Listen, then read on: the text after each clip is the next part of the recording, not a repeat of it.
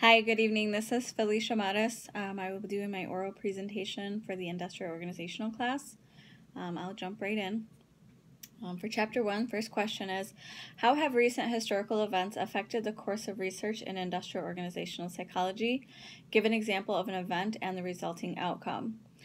So in the earlier days of psychology, which is not very old to begin with, there wasn't a lot of thought given into the organizational side of psychology. It wasn't until about the 20th century where non-psychologists actually helped to shape industrial organizational psychology. One of the people who did studies on industrial fatigue, accidents, and the impact of working long hours. His name was H.M. Vernon from Great Britain, and the work that he did really helped to gain some understanding into the importance of organizational psychology within the workplace.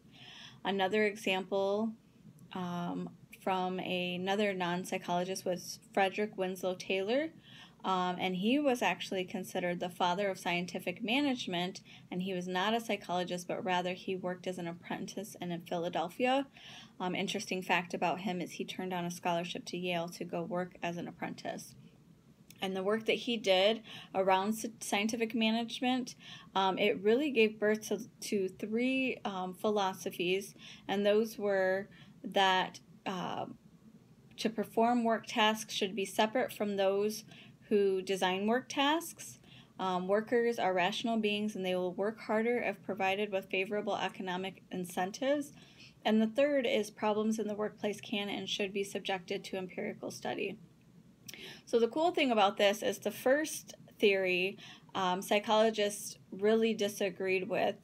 They did believe that workers should be involved in the design of work. And it's funny, I was just talking about this at work with a newer employee this week, how oftentimes when systems are being designed or processes are being created, the right people are not at the table to help make those decisions. So it was interesting to know that this work came from scientific management. The other two philosophies, however, they really aligned with organizational psychology. The second one, where workers are rational beings and they'll work hard if provided favorable economic incentives. This was something that is much supported in the organizational psychology field. And the third principle is the one that links the two fields, the psychology and the scientific management. The next question comes from Chapter 3. Describe the socialization process for graduate students in your program. Is this program successful in socializing newcomers and creating job embeddedness? So the socialization process for the graduate students in my program, I feel is a bit unique. Not necessarily the program that I'm in, but rather the fact that it's done entirely online. And before reading this question, I hadn't given a lot of thought into the socialization process. I do think that it is kind of difficult to engage newcomers who don't actually attend the school, but I think that Liberty does a really good job of doing that. For myself personally, when I called to inquire about the program, the person that I talked to was very knowledgeable, and they gave me a couple different paths to getting there depending on how many courses I wanted to take in a semester.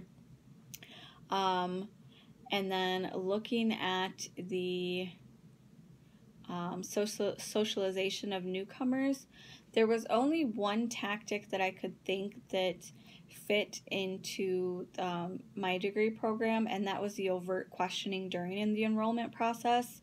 And like I said, I felt like the Liberty staff was very good about answering questions patiently and thoroughly.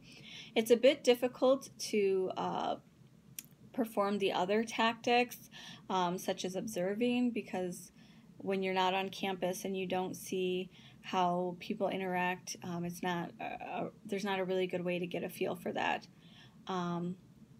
But I do feel like the website is very well laid out. It's easy to navigate through, such as the financial check-in, the Blackboard, and things like that.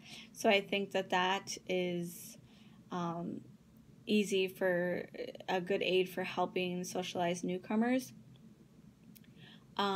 One thing that I did notice is I found it a bit more difficult to socialize with colleagues and faculty without being in a traditional classroom. That was something that I was concerned about when choosing to do online school.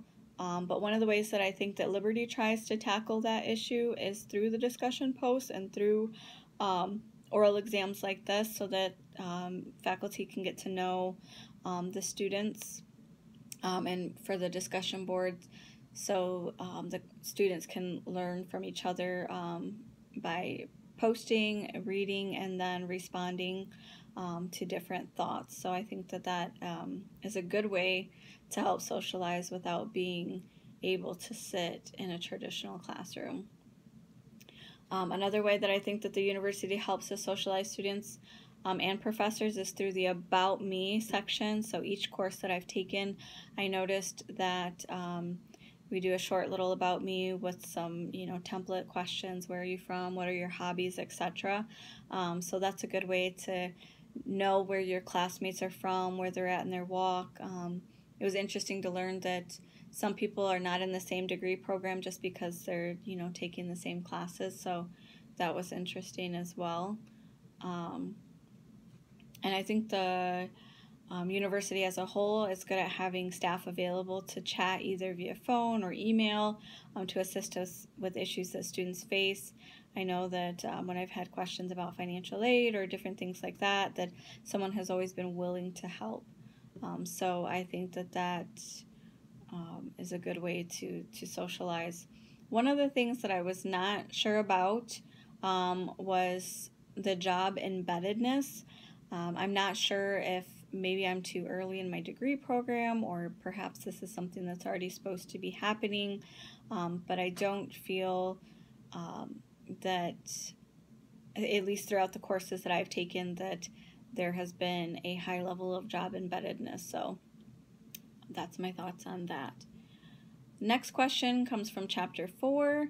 How can an organization reduce or prevent work-family conflict? I think the first thing is that organizations need to understand that the boundaries between work and family are very permeable. For example, sometimes, especially in today's technology, with having phone, my organization, for example, we have Skype and we do have Outlook on our phones.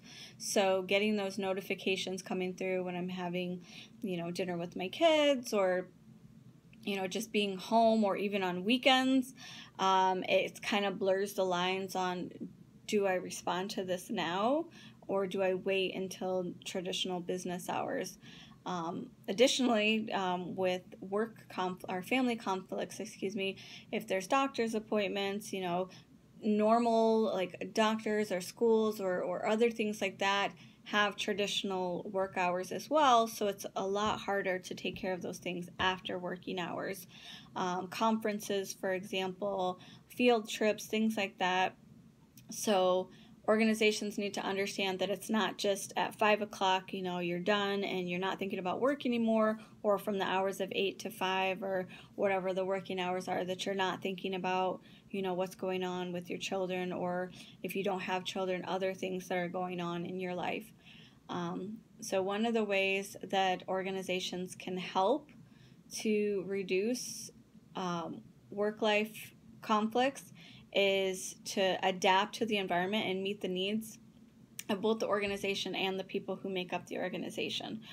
So ways that they can do this is, being understanding. An example is not having unexpected late meetings, because some workers do have to pick up their kids, or if they're in daycare, there are extra charges. Or it puts an unnecessary amount of stress on the worker, and then it makes them feel like their organization doesn't care about their life outside of work, that everything that they have to do is based on work. So one of the ways that organizations can reduce that is by offering flexibility. So for example, if your normal business hours are from 8 to 5, or working hours, Perhaps letting some employees come in from 7 to 4 or even from 9 to 6. So this empowers them to make a schedule that works with their needs. If they're still meeting the goals and the objectives of the organization and they're not experiencing performance issues, this is a really good way for organizations to reduce that conflict. For Chapter 5, imagine you've been asked to develop a performance assessment program for an employee development. What techniques would you use to adequately evaluate employee performance as comprehensive as possible? So productive behavior is defined as behavior that contributes positively to the goals and objectives of the organization.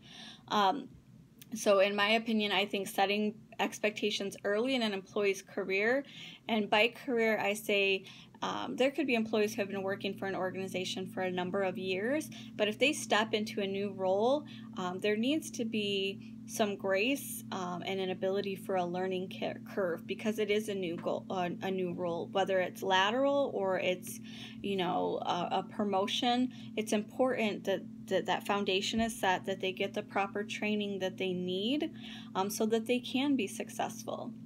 And once that's been established, once an employee has received the training, that they've been given the learning curve, then a program can be developed to evaluate that performance. And I think that it's important to evaluate actual goals that are defined for employees in two ways, not only the what, but the how. So, for example, if an employee is responsible for managing projects, they have a goal of staying on deadline, and that's just as important as building the relationships with others on the project to make sure that the project does get completed on time and on budget. So that's why I say the how is just as important, because if you're a tyrant and you're barking orders and you're not creating those relationships, you're going to be the one that is causing morale to be low. I think that in addition to having set goals, it's important for employees to be flexible and taking on new assignments, because when you volunteer and you show that you are flexible, it shows that you are growing and ready to move into other roles. So if you just say, this is my job right here, just in this box, and I'm not going to do anything else outside of this box, then you can be seen as a difficult employee and not willing to go above and beyond. Another thing that I would say as far as the assessment process is I think it's important to give employees a chance to do self-assessment. Ask how they think that they did compared to their goals, and then ask why. So if they think that they struggled with something, allowing them to be vulnerable and open up to why that they struggled with that builds trust, and it helps you to understand that even if they weren't performing at level, that maybe there wasn't malintent with that. The final question is, what are some possible common organizational constraints, and how could they lead to counterproductive behavior? So two of the ones that I pointed out that I've seen in different organizations that I've worked for and just different roles that I've had include the culture of an organization and poor leadership. So if you don't have quality leadership, not only from the top down, but like lateral across the organization, good leaders are extremely important. So if they say that people don't quit organizations, they quit managers. So if managers are abusive in the way that they manage employees and they're not lifting them up, then that can result in counterproductive behaviors. Another quick example that I want to give is the culture. If a culture is not welcoming and if it doesn't protect its employees, it can cause huge constraints and even can have legal implications. An example of that would be sexual harassing females. If they're reporting it and there's just a culture of not believing that this is happening and males are getting away with it, it can cause in lower production for females. Also, a smaller population of female workers because they don't feel safe working there. And then if they decide to sue, then that can cause legal implications to the organization. So, thank you for listening. I hope you enjoyed it. And if you have any questions, please feel free to reach out. Have a good night.